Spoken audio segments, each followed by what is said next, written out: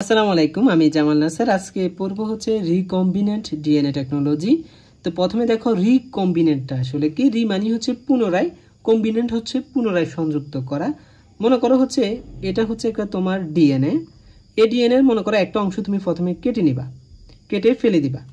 ফেলে দেওয়ার পর এটা তোমার মনে করো হচ্ছে ডিএনএটা দেখতে তখন হচ্ছে এমন, স্ট্রাকচারটা দেখতে এমন হবে। তারপর মনে করো একটা কাঙ্ক্ষিত ডিএনএ আনবা তুমি, ও কাঙ্ক্ষিত ডিএনএটা এনে এটার সাথে যুক্ত করবা। যুক্ত করার পর দেখো আবার পুনরায় একটা ডিএনএ হয়ে গেল।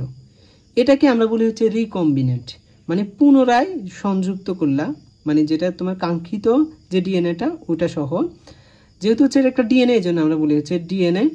আর টেকনোলজি কেন বলা হয়, অর্থাৎ যে প্রযুক্তির মাধ্যমে আমরা হচ্ছে এখানে হচ্ছে ডিএনএ একটা অংশ কেটে ফেললাম, কেটে হচ্ছে কাঙ্ক্ষিত ডিএনএটা হচ্ছে আবার এখানে লাগালাম লাইগেজ এনজাইম দিয়ে, যে এটা তো একটা প্রযুক্তি। এই প্রযুক্তিটাকে আমরা বলি হচ্ছে তোমার টেকনোলজি। তাহলে আশা করি বুঝতে পেরেছো রিকম্বিনেন্ট ডিএনএ টেকনোলজিটা আসলে কি। তো আসো আমরা বিস্তারিত হচ্ছে পড়ি।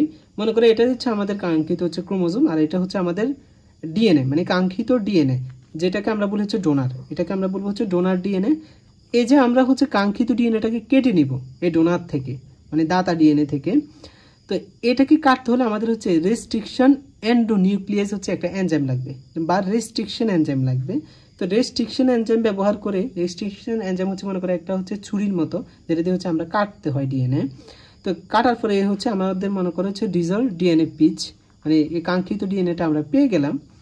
তারপর দেখো একটা প্লাজমিড। প্লাজমিড মানে কি, প্লাজমিড হচ্ছে তোমার ব্যাকটেরিয়ার ক্ষেত্রে বিশেষ করে থাকে। ওখানে হচ্ছে বৃত্তাকার একটা ডিএনএ, যেখানে খুব কম সংখ্যক হচ্ছে তোমার ডিএনএ থাকে আর কি। তো প্লাজমিড ডিএনএ, এই প্লাজমিড ডিএনএটাকে আমরা কি করবে, একটা অংশ কেটে ফেলবো। প্লাজমিড ডিএনএর একটা অংশ মনে করে আমরা কেটে ফেলবো, এই অংশটুকু কেটে ফেলবো।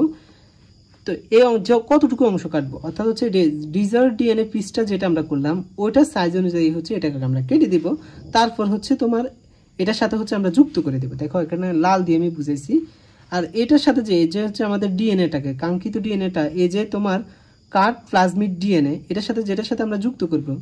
তো যুক্ত করতে আমাদের যে এনজাইমটা লাগবে এটাকে আমরা বলি হচ্ছে লাইগেজ। মনে রাখবা হচ্ছে লাগাতে হলে লাইগেজ এনজাইমটা লাগবে।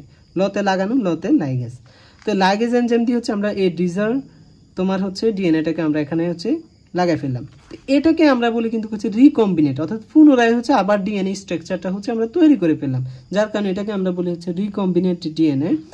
এরপর দেখো ইন্ট্রোডিউস ইনটু হোস্ট সেল। তারপর হচ্ছে এটাকে, অর্থাৎ হচ্ছে প্লাজমিডটাকে আমরা যে একটা হোস্ট সেল থেকে নিয়ে এসেছি, বা যে একটা ব্যাকটেরিয়া থেকে নিয়ে এসেছি, মনে করো যে একটা ব্যাকটেরিয়া থেকে মনে করে নিয়ে এসেছি, ওই ব্যাকটেরিয়াতে আবার হচ্ছে এই প্লাজমিডটাকে আমরা প্রবেশ করাবো। হ্যাঁ, কাঙ্ক্ষিত ডিএনএ সহ হচ্ছে এর ভিতরে হচ্ছে তোমার প্রবেশ করাবো। তারপর ব্যাকটেরিয়ার তো আমরা একটা বৈশিষ্ট্য জানি, তারা খুব কম সময়ের মধ্যে তাদের প্রতিরূপ তৈরি করতে পারে। মনে করো কয়েক সেকেন্ডের মধ্যে কয়েক লাখ প্রতিরূপ তৈরি করতে পারে। তখন তারা দেখা যাবে হচ্ছে যে আমাদের কাঙ্ক্ষিত যে ডিএনএটা, এটা সহ হচ্ছে তোমার অনেকগুলো হচ্ছে ফটোকপি তৈরি করবে, বা হচ্ছে তোমার রেপ্লিকেশন বা রেপ্লিকা তৈরি করবে। তো এইভাবে এটাই হচ্ছে আমাদের রিকম্বিনেন্ট ডিএনএ টেকনোলজি। আশা করি বুঝতে পেরেছো। আসসালামু আলাইকুম।